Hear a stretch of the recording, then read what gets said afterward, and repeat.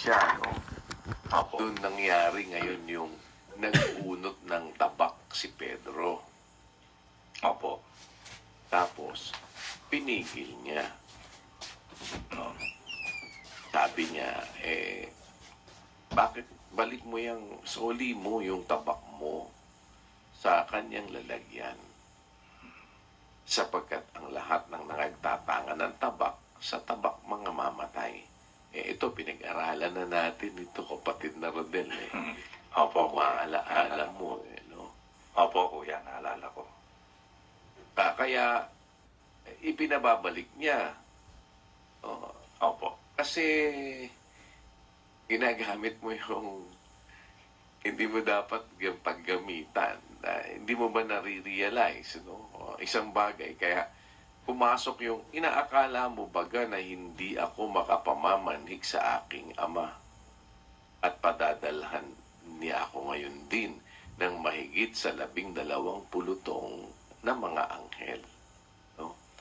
Bago natin tawirin kasi ulit yon, gusto kong ibalik muna doon sa punto, kapatid na Rodel, na may kapangyarihan siya Opo. No?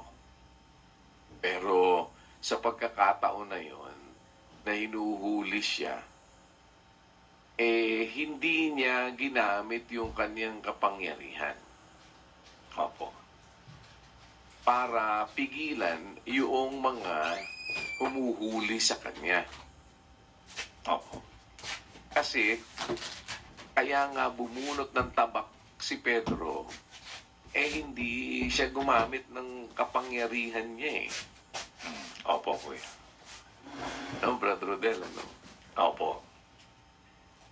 Dahil kung gumamit si Kristo ng kapangyarihan niya, hindi magagawa na ni Pedro o hindi na kailangang gawin ni Pedro yun. Tama po. Wala na magiging pangangailangan para pigilan yung humuhuli sa ating Panginoong Hesukristo. Opo. Kaya lang, ano ang magiging repercussion? Kung gayon, yun ang repercussion, ano, doon sa 54. Kung gayon, paano bagang mga tutupad ang mga kasulatan na ganyan ang nauukol na mangyari?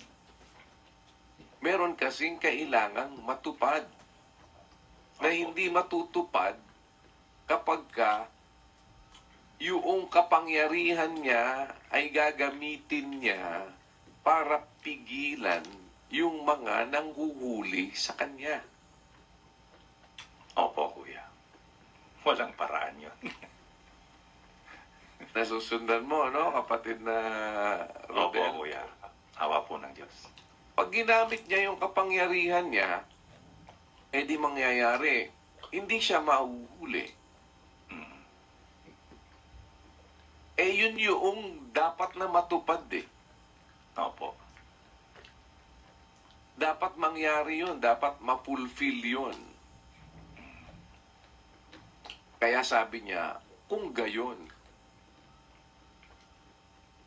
pag gumamit siya ng kung ano ang meron siya, no, kapatid na Rodel, Opo. paano matutupad yung mga kasulatan na ganyan ang nauukol na mangyari? Ibig sabihin, may nauukol na mangyari. May dapat na matupad. Na pagka ginamit niya yung kanyang kapangyarihan, hindi matutupad yung dapat na matupad. Opo. Kung ibabalik mo ngayon, ano, kapatid na Rodel, ang dapat na matupad, ang dapat na masunod, yung utos. Tama po. Kasi, babalik tayo, no? Ang buong katungkulan ng tao, kapatid na Rodel, sa 12 at 13 ng Ecclesiastes, sundin ang utos ng Diyos. Ito ang buong katungkulan ng tao. Kung yun ang buong katungkulan ng tao, Rodel, na sundin ang mga utos ng Diyos, saan mo dapat gamitin ang kapangyarihan mo bilang tao kung ikaw alam mo naman na may binigay na kapangyarihan ang Diyos sa'yo bilang tao Opo. Saan mo dapat gamitin? Ang buong katungkulan mo, sundin yung utos ng Diyos. Naintindihan mo, no? Opo, kuya. Opo. And, ngayon, bago natin patawirin, di babalik ko muna, no? Sabi ng ating Panginoong Jesucristo, kung ganyan ang gagawin, ganyan ang mangyayari, paano matutupad yung mga kasulatan na ganyan ang nauukol na mangyari? Ayan ang istorya. Isang bagay na totoo, alam ni Pedro kung ano ang kapangyarihang meron ng Panginoong Jesus. Bumuhay ng patay, nakita niya kung anong kayang gawin ng ating Panginoong Jesucristo. At hindi naman siguro inosente si Pedro doon sa mga bagay na yun, na kung gugustuhin pigilin ni Kristo yung umuhuli sa kanya, kung yung hangin napigil nga yun pa kaya ang, diba, sila pa kaya ang hindi kayang pigilin ng ating Panginoong Jesucristo. Pero dahil hindi nag-react ang ating Panginoong Jesucristo the way na maaari, inaasahan sana ni Pedro, no, na teka, pwede naman bumunot ng tabak si Pedro. Tinagpas yung tainga nung isa sa mga sinugatan yung isa sa mga alipin ng dakilang saserdote, tinagpas yung kanyang tenga. Ngayon, yun ang salita ng ating Panginoon Jesucristo. Inaakala mo ba na hindi ako makapamamanig sa aking Ama? Padalhan niya ako ngayon din ng mahigit sa 12 pulutong na mga anghel. Edi, tinanong ko nga si Brad Josel, ano ba ang nakita mo doon? Tama naman yung truck na sinusundan ni Brad Josel Kaya lang, may ibang bagay naman na ibig nating maipakita pa, no? Na nilalaman noong talata. Hindi ba yun ang laman? Ano nakita mo ngayon doon, kapatid na Rodel, sa pinag-aralan natin? Awa po ng Panginoon, kuya, napakaganda ng lesson po na nakapaloob pala doon sa pangyayari na yon na naiulat. At na-amaze ako na oo nga, nakuha ni Pedro pala yon. Yung mga talata doon sa 21 hanggang 23, nababasa ko rin po yon. Alam ko yun Ang nakamarka lang sa isip ko noon na di siya gumante, di siya nakapako sa krus, di siya lumala. Pinako sa krus, pumayag siya, nilalait siya, di siya sumasagot. Ganun lang po yung nakukuha ko po doon dahil kailangan niyang magawa yung pagtubos sa mga tao. Pero doon sa nakapaloob sa pangyayari na yon, nung hinuhuli siya, meron pa rin siyang napakagandang diwa na itinuro sa mga alagad na nakuha yon ng apostol na si Pedro, na maliwanag po doon nung tinatanong niyo si Brad Josel, nag-iisip din ako Yun lang naman mga sinasagot lang po nila, yun lang din ang maisip ko kahit na nandun ako sa ospital nung nagkakatipon. Talagang hindi ko po maiwasang, talagang natutuwa talaga ako. Sabi ko, grabe. Ako di ako nakatiis. Sabi ko, SPBB Day 4. Sabi ko, tuwa po ako nung maintindihan ko iyon. Kasi nakuha ko na yung unang punto na hindi ginamit ni Kristo yung kanyang kapangyarihan, bagamat may kapangyarihan siya, sa intensyong matupad yung kalooban ng Ama, yung kasulatan. Na ito nga po yung dinidiscuss nyo po ngayon, kuya, yung kapangyarihan mo, yung kalayaan mo, gagamitin mo sa dapat mong paggamitan, di mo gagamitin sa hindi mo dapat paggamitan, sa anong sentido? sa sentido na maganap mo yung katungkulan mo bilang tao, masunod mo yung utos. Kahit may kapangyarihan ka, pag ginamit mo, hindi masusunod yung utos hindi mo gagawin. Hindi mo gagamitin Yan, yung kapangyarihan mo. bago mo ipagpatuloy, i-discuss ko lang ng further yun, Kasi nakikita ko yung punto. Kasi kanina, may mga bagay na baka ang maiwan, hindi mo dapat gamitin yung kapangyarihan mo. O hindi mo gagamitin yung kapangyarihan mo, no? Baka maiwan yung, hindi ko dapat gamitin yung kapangyarihan ko. Teka, hindi. Klaro kasi, kapatid na Rodel, kapatid na Josel, ang isang bagay na klaro, eto. Ang sinasabi dun sa Ecclesiastes sa 9 at 10, anumang masumpungang gawain ng iyong kamay, gawin mo ng iyong kapangyarihan. Sapagkat walang gawa, ni kathaman, ni kaalaman man, ni karunungan man, sa libingan na iyong pinaparunan. End of the story ka dun No? Opo. Kasi hindi ka na makakagamit ng kapangyarihan mo Dahil walang gawa, ni kathaman, ni kaalaman man, ni karunungan man, sa libingan na iyong pinaparunan. Kaya, dapat habang merong kang buhay at yung kapangyarihan mo na ibinigay sa iyo ng Diyos ay pwede mong magamit, anumang masumpungang gawain ng iyong kamay, gagawin mo ng iyong kapangyarihan. Anong gawain? Kung ano yung katungkulan mong gawin. Amen. Kaya nga, sinabi din yun doon sa discussion na yun later on, niliwanag dito doon sa 12, kasi 9 yan Niliwanag doon sa 12 na ang katungkulan ng tao sumunod sa utos ng Diyos. Di ano ang pinag-uusapan dito na anumang bagay na sumasampung ang gawain ng iyong kamay, gawin mo ng iyong kapangyarihan. Di kung ano yung tungkulin mong gawin. Opo. Balintuna naman kung ang gagawin mo hindi yung katungkulan mong gawin. Tapos nasabihin mo, anumang masumpong ang gawain ng kamay, gawin ng kapangyarihan alin yun? Yung tungkulin mong gawin. Diba? Parang sinabi mo nga kapatid na Rodelo, patay yung sinasabing ni kapatid na Eling halimbawa. Anak, patay mo lahat ng ilaw. Pumunta doon sa kapitbahay.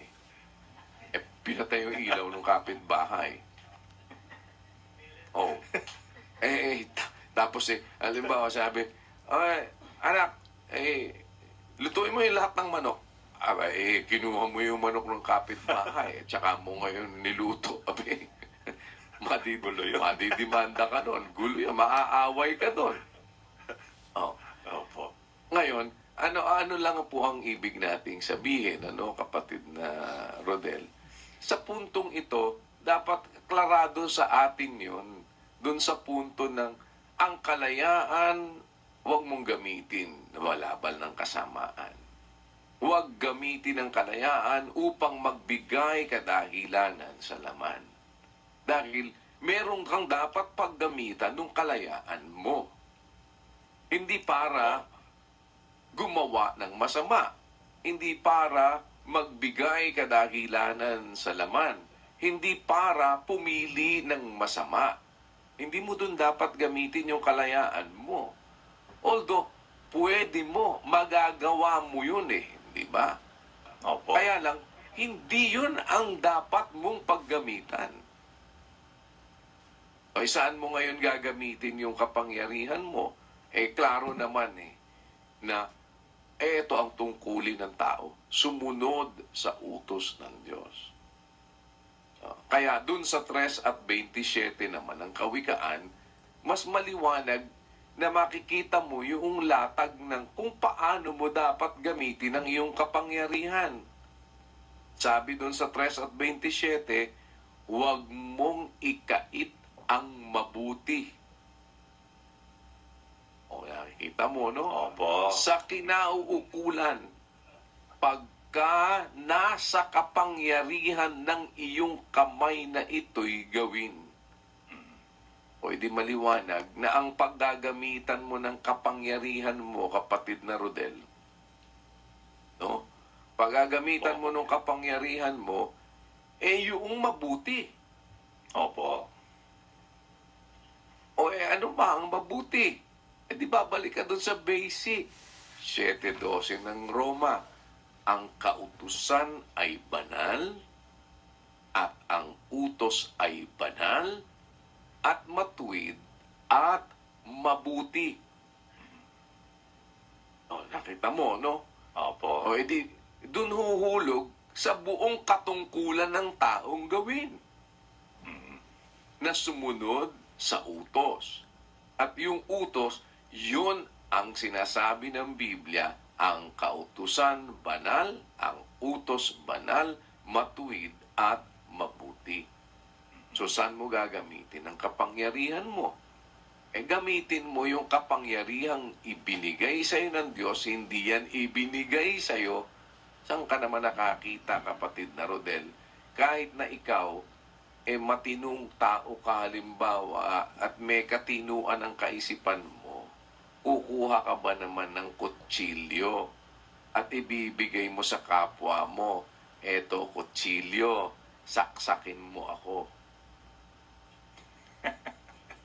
O matino ang isip mo. Opo. Di ba? Opo, kuya. Maaaring kung may binigyan ka man ng kutsilyo, yung kusinera ninyo, yung tagapagluto ninyo, eto ang kutsilyo, manay. Hindi para gamitin mo sa kung saan. Di ba? Saan mo gagamitin? Ikaw ay nandyan, kusinera ka, tagapagluto ka. Alam mo ang katungkulan mo. Nung binigyan ka ng kutsilyo, alam mo dapat kung saan mo gagamitin yung kutsilyo. Tama po. Chef ka nga Di ba? Opo. No? Ginawa mo ngayon yung kutsilyong ibinigay sa'yo nung may-ari ng restaurant, sinaksak mo yung may-ari ng restaurant. Ginamit mo para sa laban sa kanya. Ay mali. Diba, no? Yung kapangyarihan na ibinigay sa'yo ng Diyos, gagamitin mo para suwayin ang Diyos. Hindi. Mali. Mali po. Diba? Mali. Kaya, dun sa punto na yon, hindi mo gagamitin ang iyong kapangyarihan. Dahil ang kapangyarihan mo, dapat na magamit mo sa pagsunod sa utos ng Diyos. Kaya anumang bagay, no, kapatid na Rodel, na ang mangyayari hindi mo masusunod ang utos ng Diyos. Kapag ginamit mo yung kapangyarihan mo, hindi mo dapat gamitin yung kapangyarihan mo doon sa hindi Opo. pagsunod. Opo. Kung ang magiging resulta ng paggamit mo ng kapangyarihan mo ay paglabag sa utos ng Diyos, hindi mo dapat gamitin yung kapangyarihan Opo. mo doon. Dahil hindi yun ang layon ba't ka binigyan ng kapangyarihan ng Diyos. Kapangyarihang makagawa, ang dapat na gawin mo, kung ano yung ipinagagawa nung nagbigay sa'yo ng kapangyarihan. Dahil may layunin yung kapangyarihang ibinigay sa'yo.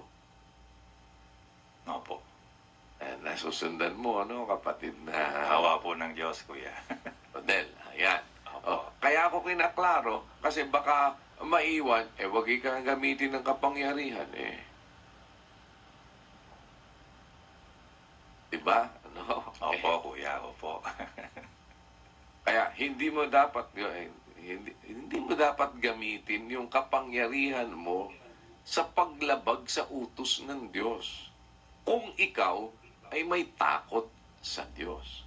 May takot ka dun sa nagbigay sa iyo ng kapangyarihan. Dahil isipin mo, una sa lahat, bigay lang sa iyo yung kapangyarihan na yan. Tama po. Tama po. Diba? Amen. Bigay lang yan sa iyo eh. Mm. At huwag mo kailanman isipin na yung kapangyarihang ibinigay sa iyo mas makapangyarihan doon sa nagbigay sa iyo ng kapangyarihan. Opo.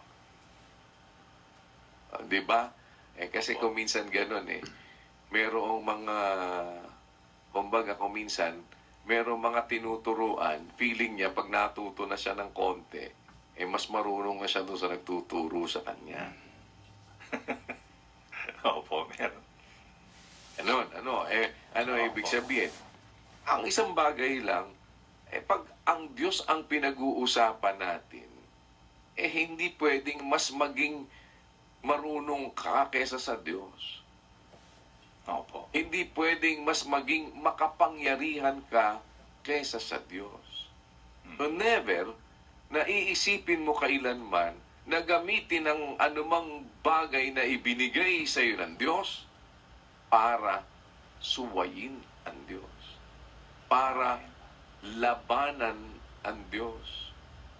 Hindi. Opo. Gamitin natin ang lahat ng ibinigay sa atin ng Diyos para sundin ang Diyos. Opo. At pag ang pag-uusap ay kapangyarihan, mayroon tayo, ang kapangyarihan natin ay gagamitin natin dapat doon sa tungkulin natin, paggawa, pagtupad ng ating katungkulan. At yun, yung sundin ang utos ng Diyos. Amen. Biruin mo, pulis ka, binigyan ka ng kapangyarihan. Saan mo gagamitin yung kapangyarihan mo bilang pulis? May kautusan para sa pulis. Opo. May mandato ang mga pulis. At yung kapangyarihan na yon, kaya mayroon ang pulis para matupad niya yung mandato sa kanya bilang pulis. Gagamitin mo dapat ng tama yung kapangyarihan na yon na binigay sa iyo bilang pulis. Amen. Nasundan mo yung track, kapatid na Rodel. No? Sige, Awa po tsaka ng mo Diyos, ngayon kuya. ipagpatuloy ang sinasabi mo. Opo, kuya, napakaganda po nito na mabuong larawan sa isip namin, nating mga magkakapatid. Talagang doon tayo mahuhulog Binigyan tayo ng katungkulan ng Diyos na dapat nating magampanan. Ito ang wakas ng bagay, lahat ay narinig, ikaw ay matakot sa Diyos, at sundin mo ang kanyang mga utos, sapagkat ito ang buong katungkulan ng tao. Sa pagiging tao natin, yan ang ating katungkulan.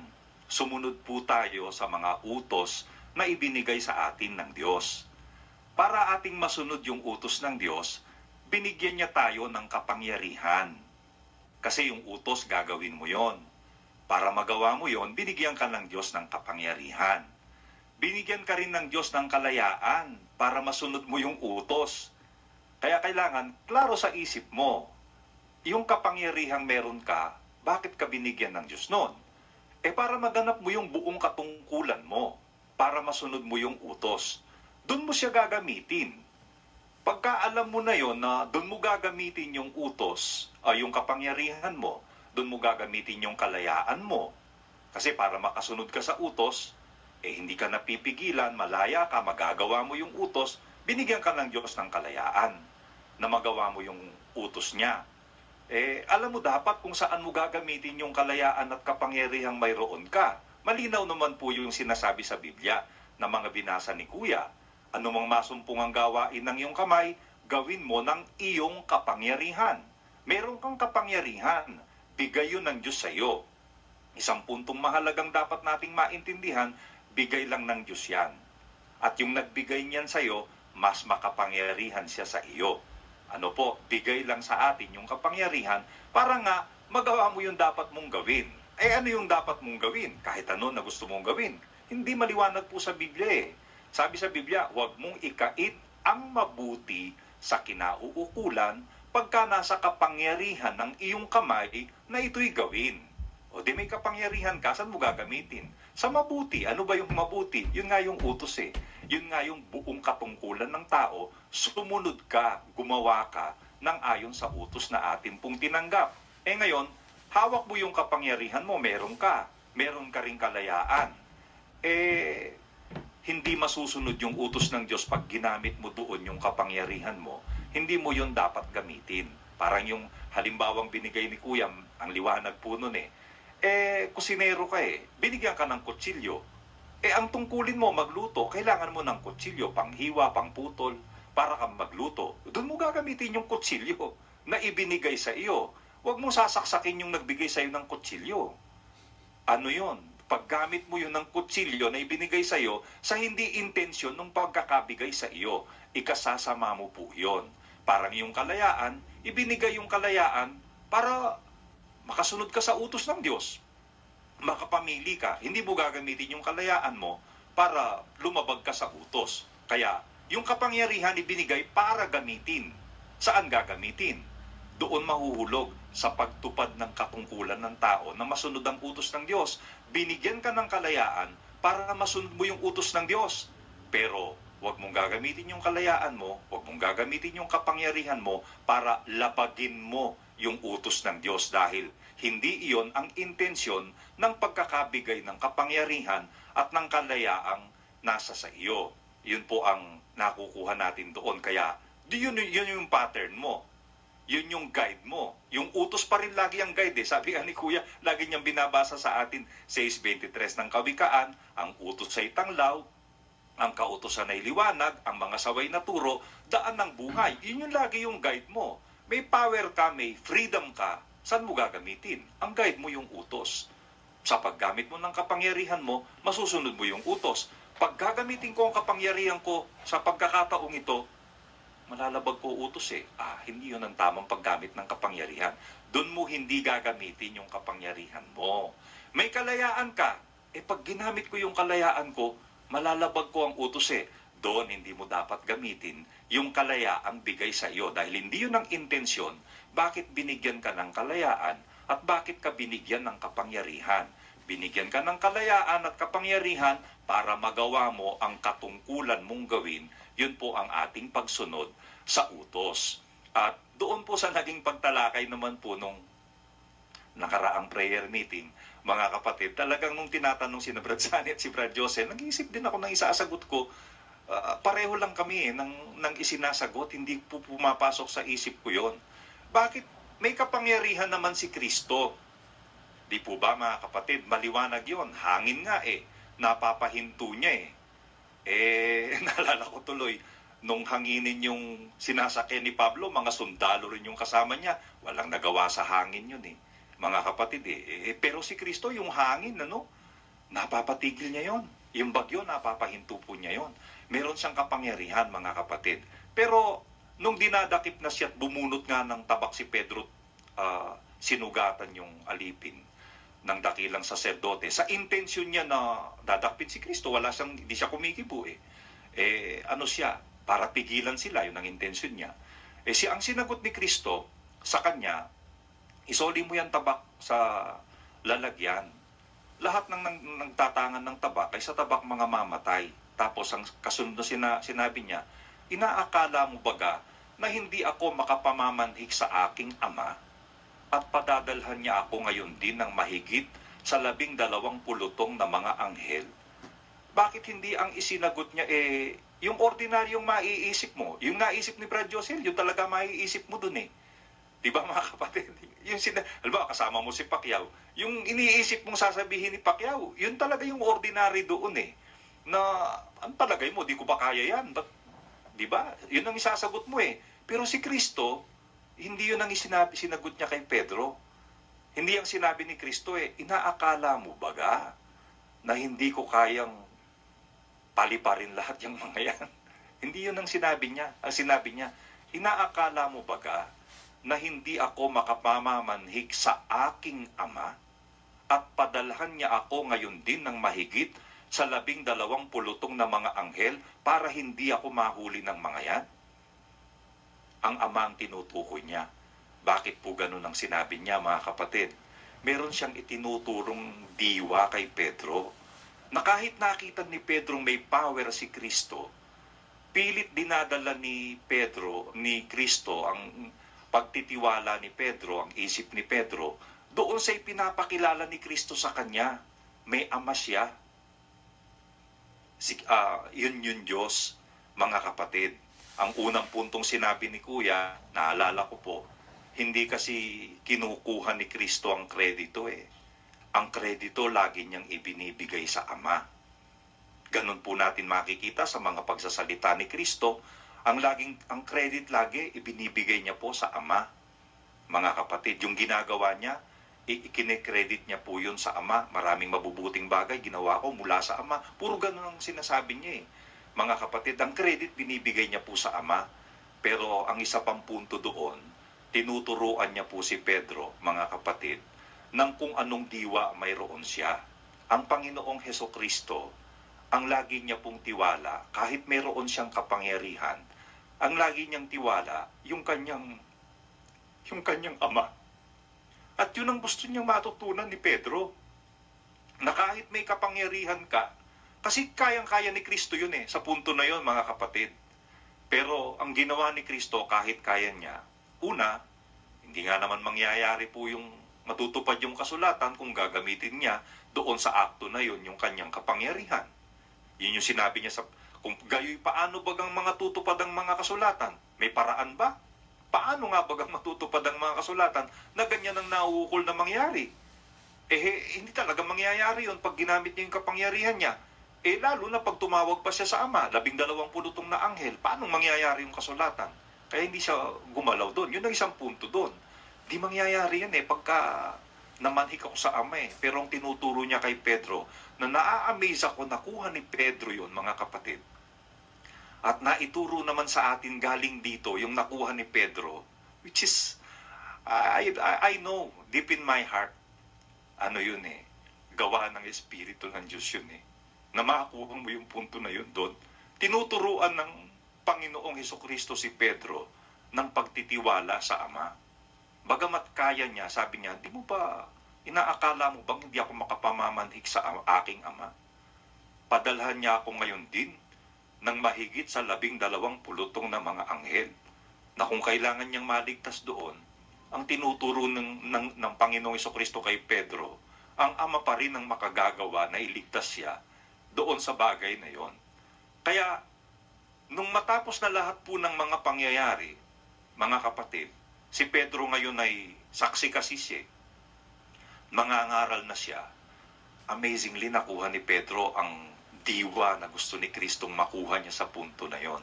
Sabi niya ngayon sa 2:21, sapagkat sa ganitong bagay kayo'y tinawag, sapagkat si Kristo man ay nagbata dahil sa inyo, na kayo'y iniwanan ng halimbawa, upang kayo'y mangagsisunod sa mga hakbang niya, na siya'y hindi nagkasala o kinasumpungan man ng daya ang kanyang bibig, na nang siya'y alipustain, hindi gumanti ng pag-alipusta, nang siya'y magbata, hindi nagbala, kundi ipinagkatiwala ang kanyang sarili doon sa humahatol ng matuwid.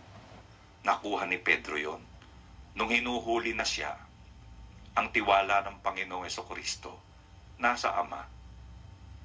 Hindi niya ginamit yung kapangyarihan niya kasi may kasulatan ngang kailangang matupad. Para matupad yon, hindi niya ginamit yung kapangyarihan niya. Isa pa, para maituro niya kay Pedro, kahit kaya mo, dapat ang tiwala mo nasa Ama. Lalo naman kung di mo kaya. Di po ba, mga kapatid? Ang ganda-ganda pong diwa nung natutuwa talaga ako nung maintindihan ko yun Oo nga, no? Kaya ano man ang sitwasyon mo, itiwala mo sa Ama. Siguro kung ikaw yung hinuhuli na yun, palagay ko, di ba, ang hirap po ng sitwasyon na yun Pero ang tiwala ng Panginoong Kristo nasa Ama. At natutunan ni Pedro yon.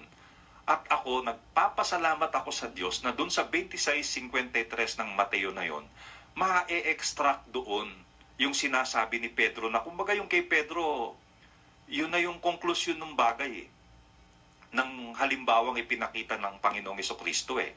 Pero para makita mo yon na doon sa 26:53 na yon, yun pala yung tinutukoy ng apostol na si Pedro.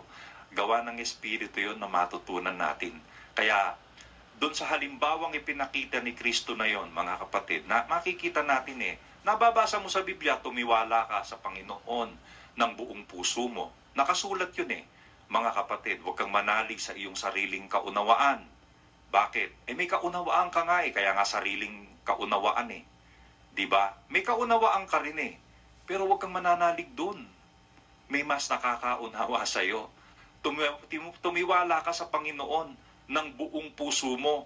Ipinakita ni Kristo ang example ng pagtitiwala na yon, mga kapatid. Na Kawikaan na 3:5. talagang mahirap yun mga kapatid. Pero ipinakita niya kay Pedro, mga kapatid, sa salita niya, inaakala mo ba di ako makapamamanhik sa Ama? Kaya doon sa punto na yun, kung uhulihin siya, mga kapatid, kung kailangan man niyang maligtas, ang tiwala ni Kristo nasa Ama Kaya hindi siya kumibupo doon sa punto na yon. Kaya yun ang isang spiritual po na bagay na mahalagang nakuha po natin doon, mga kapatid. Mamalaging ang ating pagtitiwala ay nasa Ama. Ano man yung ating gagawin. Kahit palagay mo, kaya mong gawin. Maling-mali nga po yung naalala ni Brad Sunny yung sinasabi ko Pag maliit na bagay na lang kayang-kaya mo na, istorbuhin mo pa ang Diyos. Maling diwa yun. Hindi tama yun. Mga kapatid, si Kristo kaya niya, pero ipinagkatiwala niya sa Ama ang kanyang kalagayan, mga kapatid. Yun po ang isang napakagandang bagay po, kuya, na nakuha po namin noong nakaraang prayer meeting. Kaya nasabi ko nga, SPBB Day 4, kadugtong. Napakagandang bagay na nakuha natin. Tinuruan tayo ng ating Panginoong Kristo bilang anak ng Diyos. Magtiwala tayo ng buong puso sa magagawa ng Ama. Huwag nating panaligan kung ano yung kaya natin, sarili nating kapangyarihan, sarili nating pagkaunawa. Sa Ama tayo magtiwala. At nakuha ng apostol na si Pedro yon, at salamat sa Diyos, nakuha po natin yon sa awa ng Panginoon. Magtiwala tayo sa magagawa ng Ama. Yun po, kuya, ang nakuha ko po noong nakaraang prayer meeting. Ako naman ay natutuwa na sinabi mo, kapatid na Rodel, nakuha ni Pedro. Sabi mo. Opo. Tanong ko sa'yo ngayon. Paano mo nasabi? Ayan. Antay natin kay Brad Joseph, kuya. Kasi dapat alam natin ngayon naman ang ibang mga detalye na nakuha ni Pedro. No? Mm-hmm. Opo. Kasi meron siyang binanggit na nga Doon sa 21, ang liwanag nung kanyang guide na sinasabi, iniwanan tayo ni Kristo ng halimbawa upang kayo ang wikay sisunod sa mga hakbang niya. Pwede sabi mo ngayon, natutunan ni Pedro. Opo. Sa natutunan ni Pedro, isang bagay, alam niyang may halimbawang iniwan ang ating Panginoong Jesucristo na susundan natin. Opo. No, kapatid na Rodel? Opo, kuya. Ngayon, ano yung susundan nating halimbawa na yun, in particular, Brad Rodel, dyan sa punto na yan, para masabi natin na sinusundan natin yung hakbang ng ating Panginoong Hesukristo. At anong partikular na halimbawa na iniwan niya? Na susundan mo. Opo, kuya.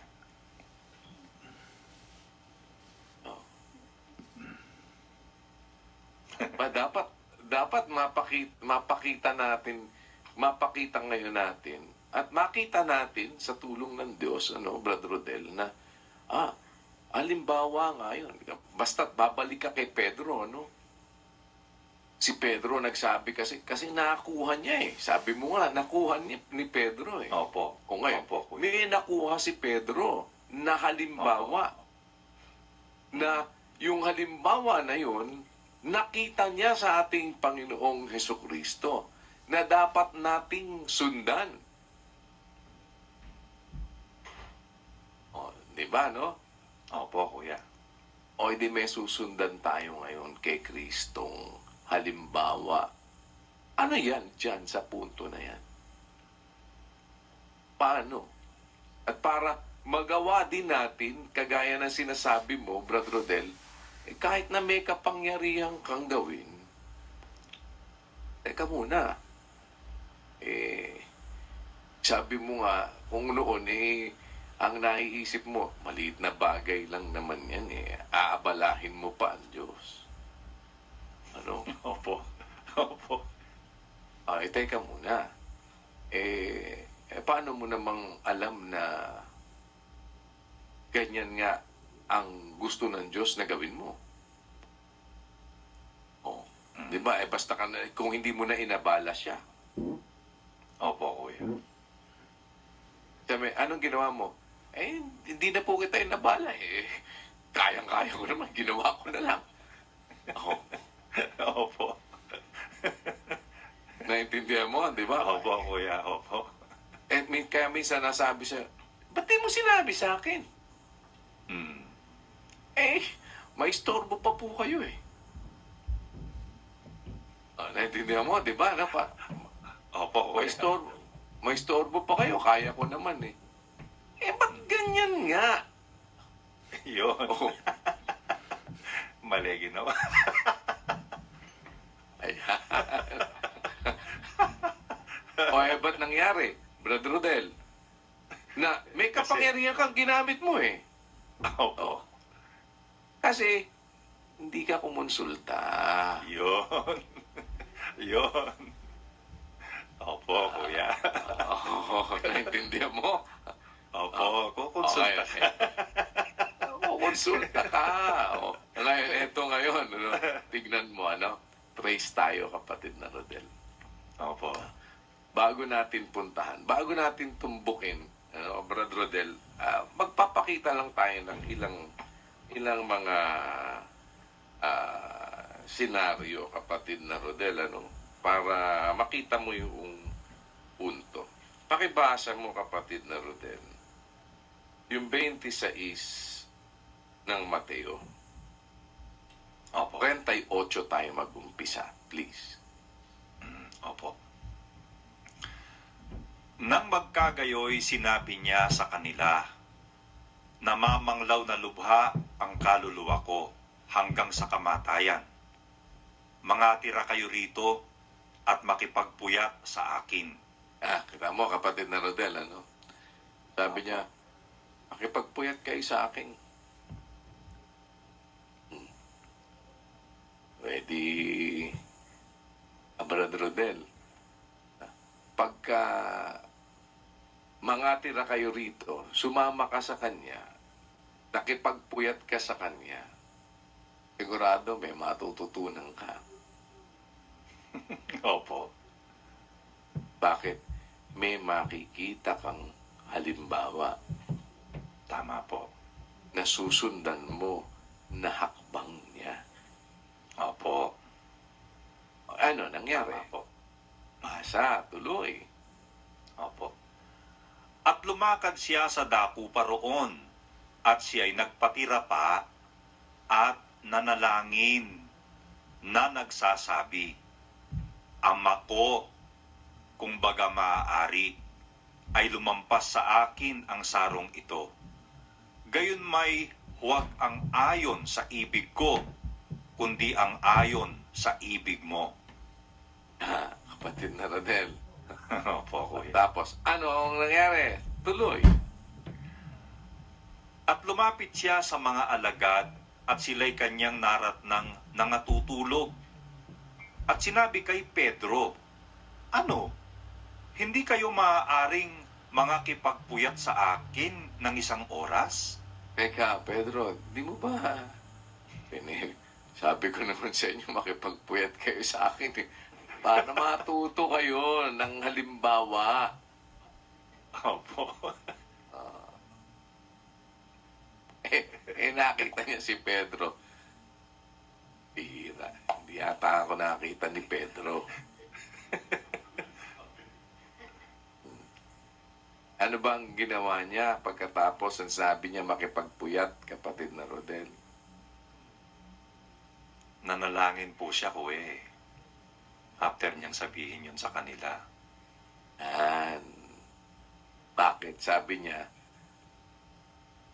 Ama ko, kumbaga maaari, lumampas sa akin ang sarong ito. Gayon may huwag ang ayon sa ibig ko, kundi ang ayon sa ibig mo. Okay, tapos lumapit ulit siya doon sa mga alagad. Nung makita naratan natutulog, pira. Kala ko, sabi ko, makipagpuyat kayo sa akin Sinabi kay Pedro, ano, hindi ba kayo maaaring makipagpuyat sa akin ng isang oras? Paano mo makikita yung halimbawa kung natutulog ka? Tama po. Kaya ano ngayon sabi niya kay Pedro, tuloy natin, kayo'y mga puyat at magsipanalangin upang huwag kayong magsipasok sa tukso. Ang espiritu sa katotohanan ay nakahanda, datapwat mahina ang laman. Sinabihan. Ano ginawa niya ulit? Para makita mo na, Pedro, ha? Kuya, ang ganda nito.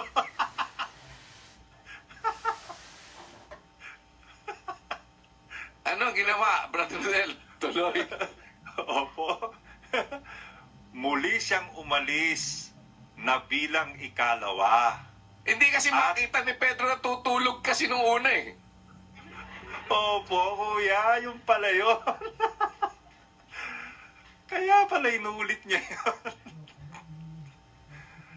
Ano grabe yun? na to. Di umalis ulit bilang ikalawa.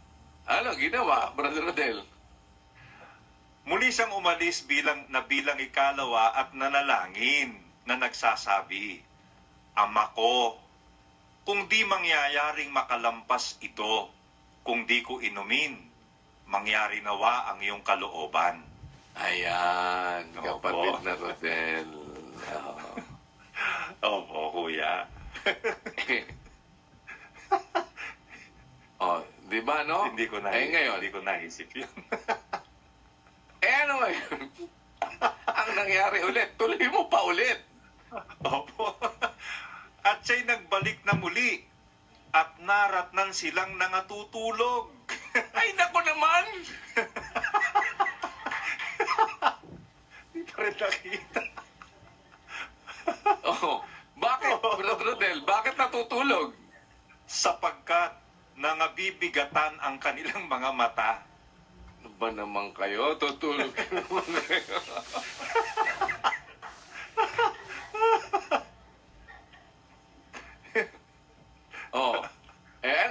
Ano ang ginawa ngayon ulit? Eto, tuloy po natin.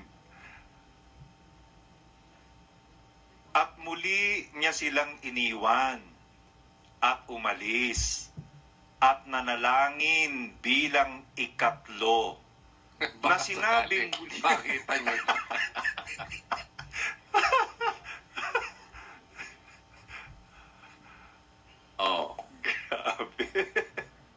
sinabi muli ang gayunding Ang mga gayon ding salita. mga salita. Oh. After that, edi, siguro naman nakakita na ninyo. Ano kasunod, Brad Rodel? Ay, pwede na. Eto na. Nang magkagayoy, lumapit siya sa mga alagad at sinabi sa kanila, mga tulog na kayo.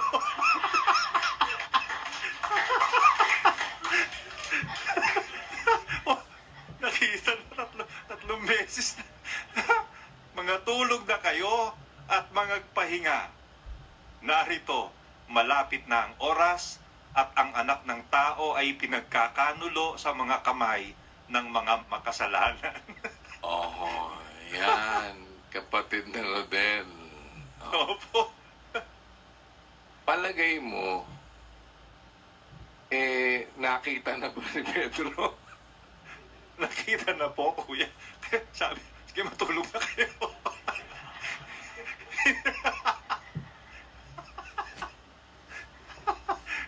Kaya pala gano'n. Parang naalala ko tuloy na minsan sabi ko dito sa mga, saglit lang magsisian lang ako. Opo. Pagbalik ko nawala na. Pagbalik ko nawala na. Nasa na sila? Natulog na po. Nagbulungan. Nagsiyar na.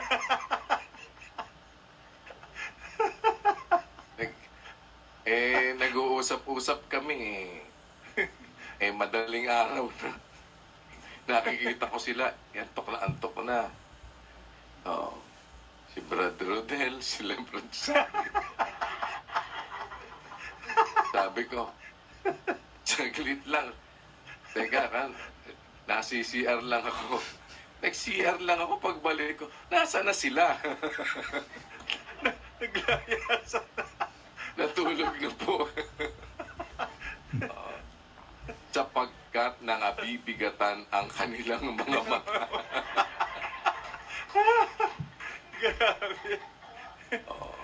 Pero meron siyang halimbawang iniwan, kapatid na Rodel. Ngayon, nung magsalaysay ngayon si Pedro, iniwanan niya kayo ng halimbawa upang kayo'y mangagsisunod sa mga hakbang niya. Nakita mo, no, kapatid na Rodel? Opo. Ano ba napagsabihan siya o hindi? Napagsabihan po siya. Ano sabi sa kanya? Hindi ba kayo makakapagpuyat? Ha? Opo. Hindi ba kayo makapagpuyat kahit isang oras? At hindi ba kayo pwede makipagpuyat sa akin kahit ng isang oras? Kaya nakita na niya yung halimbawang iniwan ng ating Panginoong Hesukristo. Kaya nasabi niya na, Brad Rodel. Ano sabi niya ulit? Sige, tuloy mo. Basahin mo yung sa Pedro ulit. Opo. Sapagkat sa ganitong bagay kayo'y tinawag, sapagkat si Kristo man ay nagbata dahil sa 1 Pedro inyo, 2:21. na kayo'y iniwanan ng halimbawa, upang kayo'y mangagsisunod sa mga hakbang niya. Yan. Umadvance ka na ngayon para makita mong natutunan ni Pedro at nakita niya yung halimbawa. Advance ka na ngayon, Brad Rodel. Puntahan mo sa 4 at 7. Opo. Ngunit ang wakas ng lahat ng mga bagay ay malapit na. 1 Pedro Kayo nga'y 4:7. mangagpakahinahon at mangagpuyat sa pananalangin. Nakita mo? Natuto.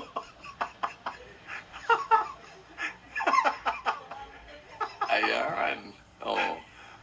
Grabe na to. Siya na ngayon yung nagsasabi, magpuyat. Bakit? napagsabihan na eh. At nakita Opo, na kuya. niya yung iniwang halimbawa. Amen. Oo, ngayon. Eh di ito, mga halimbawang ipinakita ng ating Panginoong Hesukristo. Opo. At ang katotohanang ipinakita niya yan, kapatid na Rodel, na halimbawa. No?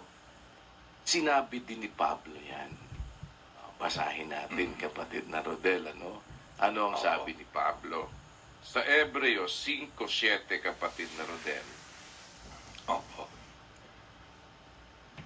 Na siya sa mga araw ng kanyang laman ay naghandog ng mga panalangin at mga daing na sumisigaw ng malakas at lumuluha doon sa may kapangyarihang makapagligtas sa kanya sa kamatayan, at siya'y dininig dahil sa kanyang banal na takot.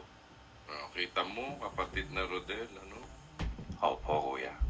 Eh di, yan yung makikita mo na halimbawa na ibinigay ng ating Panginoong Jesucristo, natutunan ni Pedro.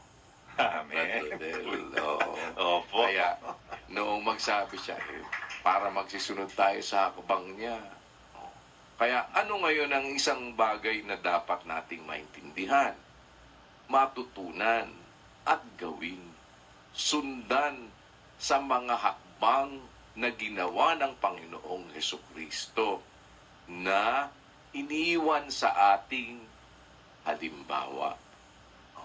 Makikita mo yan eh. Basahin mo ulit ito. Puntahan mo naman yung salaysay ni Lucas, kapatid na Rodel. Yung 22:40. Opo.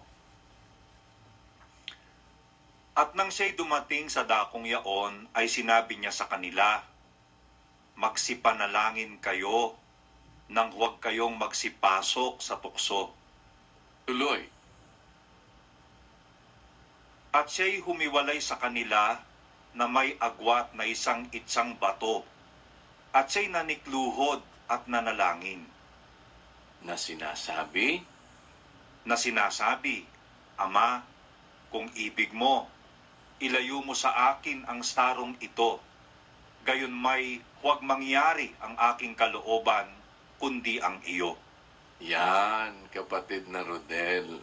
Edi, para makasiguro ka, no, na ang mangyayari yung kalooban ng Ama.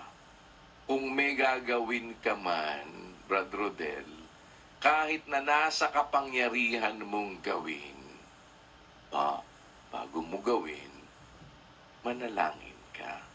Halimbawa Amen, yun kuya. na ipinakita ng ating Panginoong Jesucristo.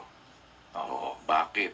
Para pagkagagawa ka, ang sasabihin mo, mangyari po ang iyong kalooban. Amen. Amen. Diba? Opo. Eto, sa kapahintulutan mo, mangyari po ang kalooban mo. Laging isang bagay na dapat nating panatilihan, Brad Rodel, yung pananalangin, pagtatagubilin, pagtitiwala, na kagaya ng sinabi nga ng ating Panginoong Hesukristo, hindi ba ako makapamamanhik sa aking Ama? O edi ano yung pinapakita niya? Mamamanhik pa rin siya sa Ama. Kaya nga, sa panahon ng sinabi ni Pablo, doon sa 5 na binasa natin sa Hebreo, sa mga araw ng kanyang laman, ano ang isang nakita sa kanya? Naghandog ng mga panalangin. Ba't ba naisasalaysay yan? Ba't na naisalaysay ni Lucas? Bakit ipinakikita pati sa sinasabi ni Pablo na naghandog siya ng mga panalangin at mga daing? Naipakitang halimbawa yan, kapatid na Rodel. Amen. Opo. Na kung tayo ay talagang ang pagtitiwala natin ay nasa Diyos at ang gusto natin talaga na mabigyang daan ay mangyari ang kalooban ng Diyos. Kapatid na Rodel, kahit na maliit lang, sabi mo. Opo. Ba't ka naman gagambalain mo pa? Kailangan yun. Bakit? Dahil hindi yung kalooban mo ang gusto mong masunod. Kaya ka mananalangin, hindi para sabihin mo, kaya ko naman ba't ko naman iistorbohin pa ang Diyos? Ang dapat mong gawin, humingi ka ng gabay sa Panginoon na ang mangyari yung kalooban niya. Baka kaya mo ang gawin. Nung gawin mo naman, hindi naman ayon sa kalooban niya. Opo. Parang yung mga nagsasariling kalooban ang sabi. Bakit? Hindi ka na nga kumonsulta Opo. Nagsariling kalooban ka na. Kasi kaya ko naman po kaya ginawa ko na lang. Hindi nga ganyan ang gusto ko Opo. Naintindihan mo? Opo. Kapatid na Rodel. Para ngayon maipakita mo naman sa Diyos na ang gusto mong mangyari yung kalooban niya at hindi ang sayo. Manalangin ka. Opo.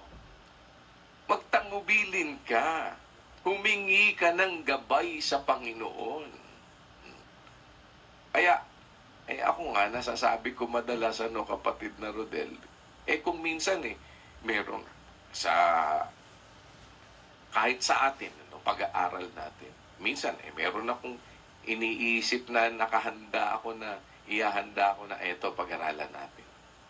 Pero, ang atin naman lagi, Panginoon, maawa ka sa bayan mo. Buksan mo po ang pinto sa iyong mga salita, alang-alang sa iyong bayan na tinatawag sa iyong pangalan. Bahala ka na po. Gabayan mo kami. Turuan mo kami ng iyong banal na espiritu. Minsan, hindi mo nararating yung, teka muna, kasi may itinuturo ang Diyos Amen. Diba? Kaya, ano ang ibig sabihin? Para maipakita natin yung pagtitiwala natin sa Diyos, kagaya ng pinag-aralan natin ng mga nakaraan. Kung sa Diyos tayo talaga nagtitiwala, hindi ang pag-asa mo, ang pananalig mo yung sarili mong kaunawaan. Teka muna, huwag mong kalilimutan, Brother Rodel, laging manalangin. Amen. Laging magtagubilin. Amen. Diba? Kaya mo naman kamong gawin. Pero ang dapat mo lagi sabihin, kahit na, halimbawa, nasa kapangyarihan mo, palagay mo, kaya mo namang magawa. Sasabihin mo pa rin palagi, Panginoon, tulungan mo po ako, mangyari ang iyong kalooban. Amen. Para pumasok yung interference niya. Opo. Yung sinasabi nga, di ba, may mga sinasabi sila, divine intervention. Di ba? Nag-i-intervene ang Diyos. Kaya, yung pananatili sa pananalangin, basahin mo sa 12 ng Lucas, kapatid na Rodel. Opo. At nangyari ng mga araw na ito na siya'y napasa bundok upang manalangin. At sa buong magdamag ay nanatili siya sa pananalangin sa Diyos. Kita mo. Ba't na isasalay sa yan? Nakita po yan, halimbawa. Naipakitang halimbawa na dapat nating sundan para masabi natin na ang ating pagtitiwala ay nasa Panginoon. Ang ating pagtitiwala hindi sa ating sariling kaunawaan, kundi sa Diyos. Lagi, manatili tayo sa pananalangin na hingin natin ang patnubay ng Diyos sa ating mga paggawa at mangyari ang kanyang kalooban at hindi ang sa atin. Amen. Kaya nakipagpuyat si Pedro. Opo. Natutunan ni Pedro. Ayan. Bro Josel, nakita mo. Opo, Kung paanong natutunan ni Pedro, Brad Josel. salamat sa Diyos, kuya. Napakasarap pong maintindihan. Dapat talaga, Brother Rodel, nakikipagpuyat, hindi tumatakas.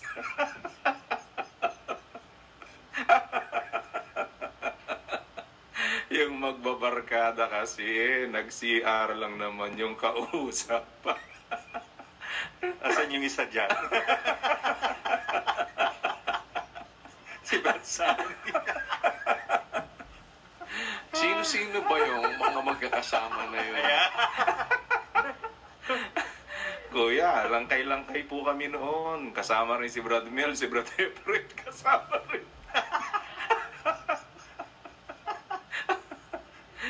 Andun din yata si Brad Rex. Magkakasama pala kayo no? Sige, para hindi parang private na uusapan yan, ano ba ang ginawa niyo? Talaga po kasing mabibigat ng mata. Nagkasundo. Isang bulungan lang pagtalikod ni Kuya. Yun, nag-CR na. Polis na tayo. Ang bibilis.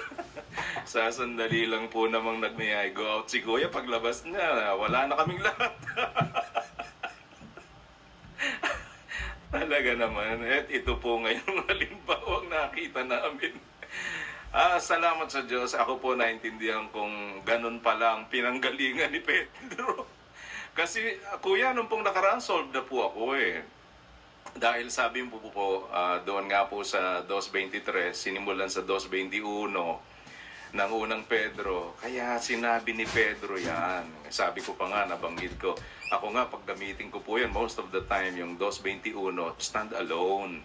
Hindi ko na po itinatagos hanggang 23. Pero sabi niya, sapagkat sa ganitong bagay, kayo'y tinawag sapagkat si Kristo man ay nagbata dahil sa inyo, na kayo'y iniwanan ng halimbawa upang kayo'y magsisunod sa mga hakbang niya.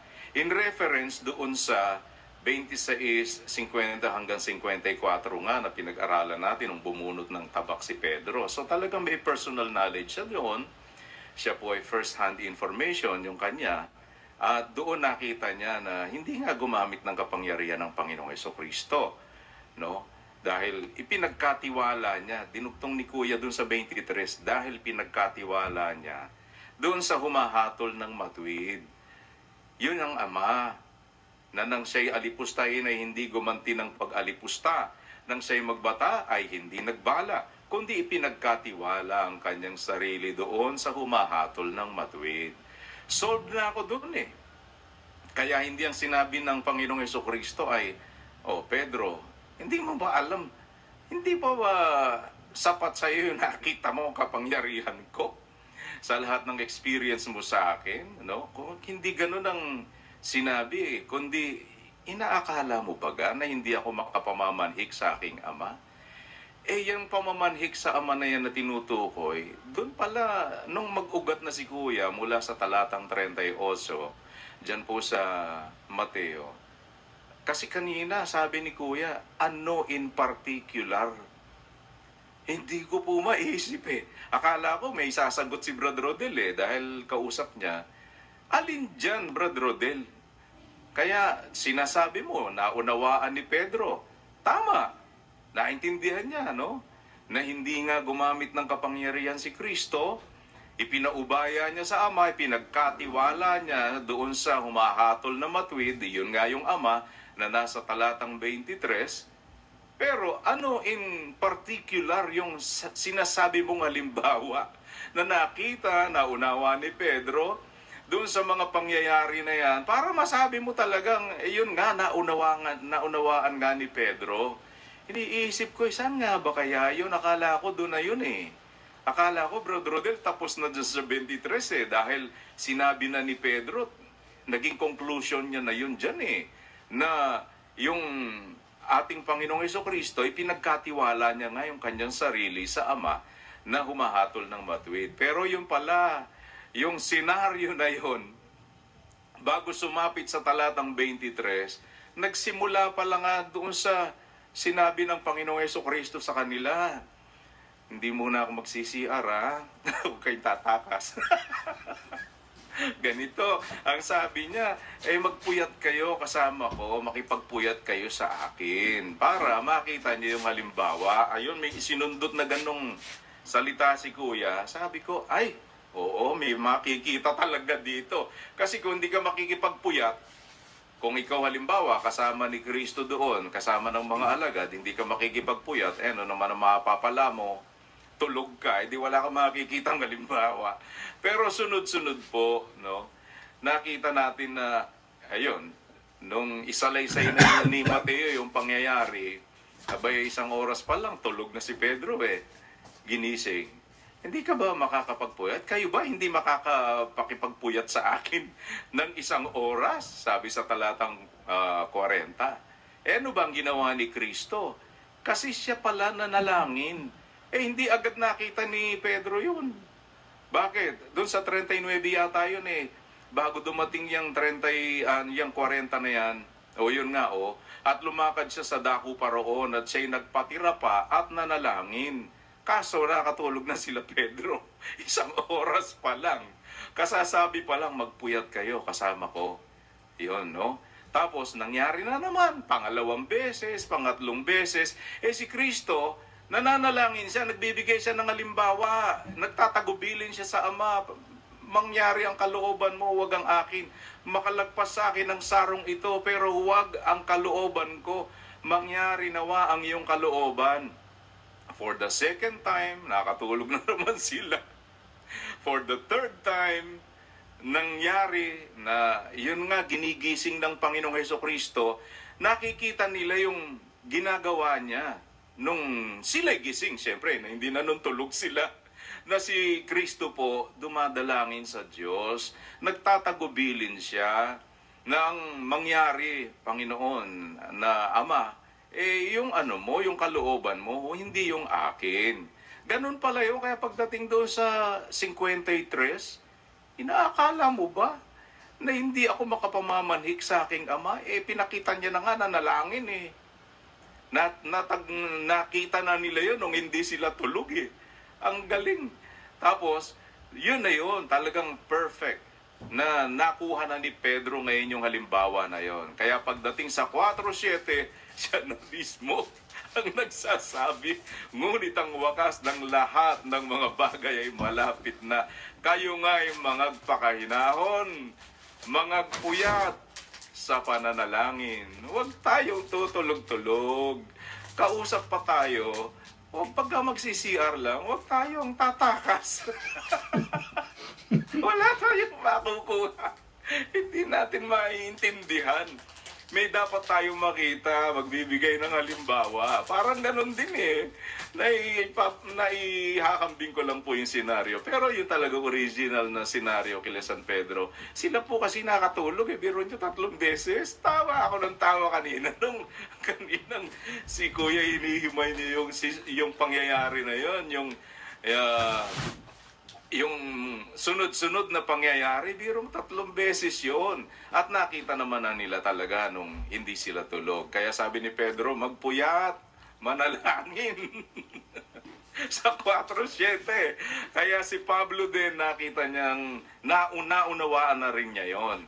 Sinabi niya naman yan, tumutugma na sa sinasabi ni Pablo sa 5:7 naman ng Ebreo, na siya sa mga araw ng kanyang laman ay naghandog ng mga panalangin at mga daing na sumisigaw ng malakas at lumuluha doon sa may kapangyarihang makapagligtas sa kanya sa kamatayan at siya'y dininig dahil sa kanyang banal na takot. Yon, nakita ni Pablo din yon. Naintindihan niya yung halimbawa na yon na iniwan ng Panginoong Hesukristo, kaya naisulat din niya yan. Sinabi niya yan na ang Panginoong Hesukristo naghandog ng mga panalangin, mga daing, at siya'y sumisigaw ng malakas at lumuluha doon sa may kapangyarihang makapagligtas sa kanya sa kamatayan. Ang Ama yun, di ba? Pero ang laging dalangin ni Kristo, ang laging pakiusap ng Panginoong Hesukristo, ang mangyari yung kalooban ng Ama, hindi yung akin, sabi niya. At yun nga po, pinakita pa rin doon sa Lucas naman, Sa ulat naman ni Lucas, yung 22:40-42, binasa rin ni Kuya, na yun ang talagang punto. Nung dumadaing ang Panginoong Hesukristo, nang siya'y dumating sa dakong yaon, ay sinabi niya sa kanila, magsipanalangin kayo nang huwag kayong magsipasok sa tukso. At siya'y humiwalay sa kanila na may agwat na isang itsang bato. At siya'y nanikluhod at nanalangin. Ayan, kasama niya yung mga alagad. Ito ang ginawa niya. Nanikluhod siya, nanalangin siya na nakikita na nila na sinasabi, Ama, kung ibig mo, ilayo mo sa akin ang sarong ito. Gayon may huwag mangyari ang aking kalooban, kundi ang iyo. Yun po ang talagang pagbibigay ng tiwala at lahat ng kredito sa Diyos, sa Ama. Kahit na, kung halimbawa, no, may gagawin ka, sabi ni Kuya, ang gandang punto nun magagawa mo siya Nasa kapangyarihan mong gawin. Inaakala mo, ito mabuti. Hindi mo naman gagamitin yung kapangyarihan mo doon sa masama, sa paglabag sa aral, o kung ano pa mang ibang bagay. Naka-mindset ka, ayon sa pananampalataya mong tinagla, yung ibinigay na kapangyarihan sa iyo at kalayaan, gagamitin mo doon sa kalooban ng Diyos sa pagsunod sa kanyang utos. Pero ganun pa man, laging ang tagubilin, mangyari ang kalooban mo kasi may mga bagay hindi naman natin nakikita. Hindi natin talaga po pwedeng basta absolutely yung akala mong mabuti, yun na yun Sumusunod ka sa utos, oo. Gagamitin mo yung kapangyarihan mo, yung iyong kalayaan doon sa mabuti na natutunan mo. Pero yan ba ang kalooban ng Diyos talaga? Ipagtatagubilin mo pa rin. Mananatili pa rin yung pagdaing mo sa Diyos at sa Kanya mo pa rin ihahabilin ng lahat. Yun po ang ating dapat laging ginagawa. Magiging mapanalanginin tayo at si Kristo nga nananalangin, magdamag pa Pinakita rin kay Lucas yan sa 6:12 at nangyari ng mga araw na ito na siya'y napasabundok upang manalangin at sa buong magdamag ay nanatili siya sa pananalangin sa Diyos. Ginagawa ng Panginoong Hesukristo yun. Tapos tayo, hindi tayo mapanalanginin. Si Kristo nga, siya na ang anak ng Diyos na bugtong na anak. No? Yan pa po ang kanyang ginagawa Halimbawa yan na dapat nating masundan. Mapanalanginin. Magagawa ba natin yon? Pwede naman talaga Nasa kapangyarihan din nating gawin na tayo po'y maging mapanalanginin. Kalayaan din naman natin yon na dapat ay ginagamit natin din doon yung ating kalayaan. Ang ganda kasi nung kaninang bungad ni Kuya, bago niya dinugtong ito. Baka nga kasi naman ang maiwan sa atin, hindi mo dapat gamitin yung kalayaan mo. Baka akala mo gano'n. Yung kapangyarihan mo, may paggagamitan ka Ang buong katungkulan ng tao, magkadugtong doon sa 12:13 ng Ecclesiastes at saka ng 9:10 ng Ecclesiastes pa rin. Ang pinag-uusapan dyan, yung pagsunod sa utos. Ano mang masumpong ang gawain ng iyong kamay, anong gagawin? Yung utos. No? Yun ang gagawin mo ng iyong kapangyarihan. At yun doon tayo lilinya. Pero kahit na alam mo, sa paniwala mo, na talaga ito. May kapangyarihan ka rin namang i-execute na binigay ng Diyos sa'yo. Magtatagubilin ka pa rin. Panginoon, kung kalooban mo po, mangyari ang kalooban mo. Laging ang mangyari ay ang iyong kalooban. May mga gusto kang gawin na ito, alam mo, ayon sa kalooban ng Diyos. Pero yan ba talaga ngayon ang dapat mangyari? Yan ba ang dapat na kalooban ng Diyos na papangyarihin sa oras na ito?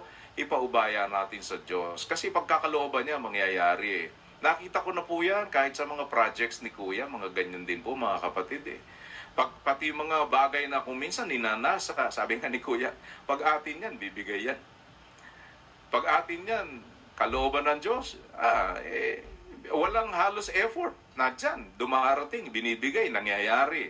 Nagkakaroon ng katuparan. Kalooban ng Diyos talaga yun Yun po, papangyayarihin ng Diyos. Pero ang kailangan talaga, nagtatagubilin, nananalangin, tayo dumadaing sa Diyos, at lagi nating sa Kanya ibibigay ang pagpapasya sa kung ano man po yung dapat mangyari sa buhay nating magkakapatid.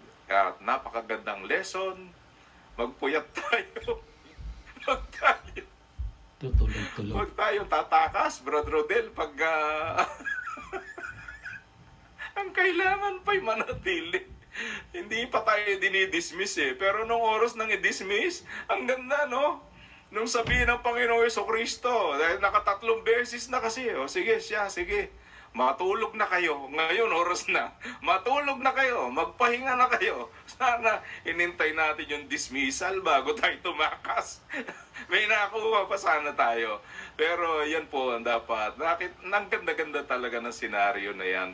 Nung naipakita na ng Panginoong Jesucristo yung lahat na dapat makita nila, makakuha ng halimbawa sa Panginoong Jesucristo, nagpupuyat naman, nakapagpuyat na silang kasama niya, 3 beses nga lang silang ginigising. Pero nung pwede na, sige na, ayan. Sabi niya sa kanila, mga tulog na kayo. Mangagpahinga na kayo. Pwede na. Kumbaga, boys, dismiss. Parang gano'n na sana, pwede na. Ang galing po, kuya. Ang sarap-sarap pong Mahalaga kasi, kapatid na Josel, kapatid na Rodel, na sa tuwina po, mabigyang daan natin lagi yung kalooban ng Diyos. At para maipakita natin yung ating pagtitiwala na ang gusto natin talaga, yung kalooban niya ang mangyari, huwag tayong makalimot na laging manalangin, laging magtagubilin, kagaya ng halimbawa na ipinakita ng ating Panginoong Jesucristo, na siya sa mga kaarawan ng kanyang laman, noong siya ay nagkatawang tao, sabi ni Pablo, naghandog ng mga panalangin at mga daing na sumisigaw ng malakas at lumuluha doon sa may kapangyarihang makapagligtas sa kanya sa kamatayan.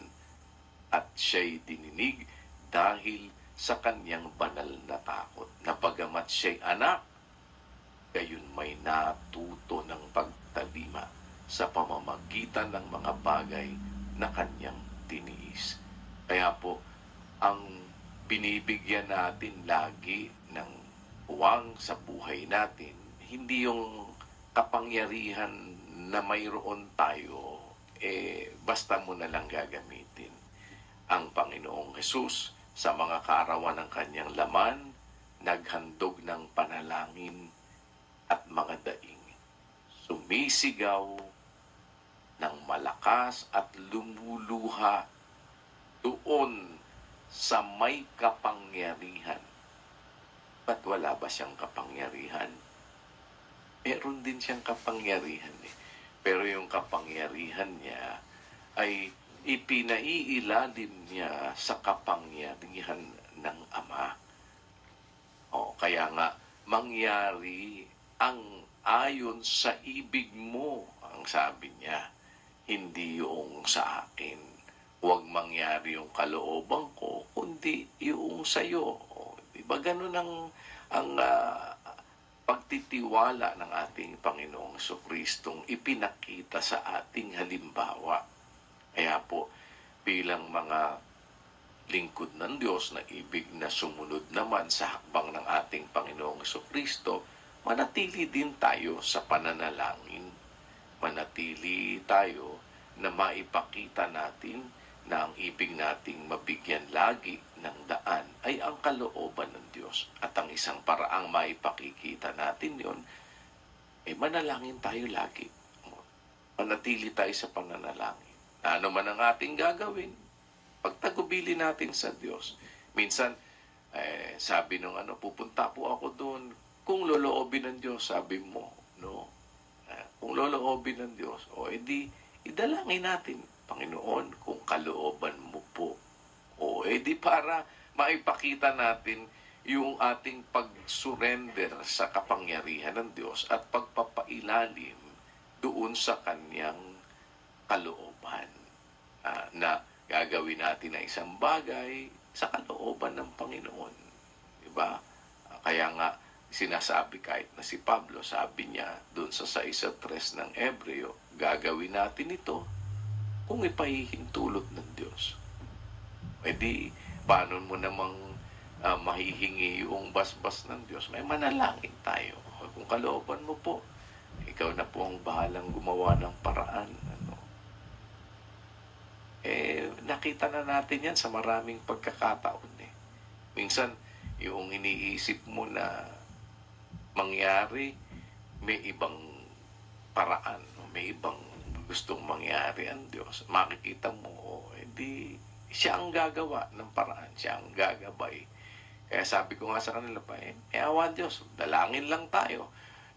Kung yan kalooban ng Panginoon, makita nyo, mangyayari yan. Di ganun lang po, sa tulong at awa ng Panginoon, ang ating laging pag-asa. Kaya po, mananatili naman tayo sa halimbawang ipinakita na susundan nating mga hakbang sa ating Panginoong Jesus. Ang siya'y laging dumadalangin at nagpapakita ng halimbawa sa atin na magtiwala tayo sa magagawa ng Ama. Ilagak natin ang tiwala sa kapangyarihan ng Diyos at hindi sa ating sariling kaunawaan, hindi sa ating sariling kapangyarihang pinagkaloob sa atin. Maipakita natin sa Diyos na nagpapailalim tayo sa kanyang kapangyarihan. Sapagkat yung kapangyarihang mayroon naman tayo, bigay lang naman niya sa atin. At wala naman tayong maaaring magawa sa sarili lang natin nang wala tayong nanggagaling na kapangyarihang bigay ng Diyos. Kaya gamitin natin sa kalayaan, ang kalayaan natin, gamitin natin doon sa pagsunod sa utos ng Diyos. Yung kapangyarihang binigay sa atin, gamitin natin para magawa ang ating mga katungkulan. At sa huli, lagi ang ating maging pagtitiwala, mangyari ang kalooban ng Diyos. Salamat sa Diyos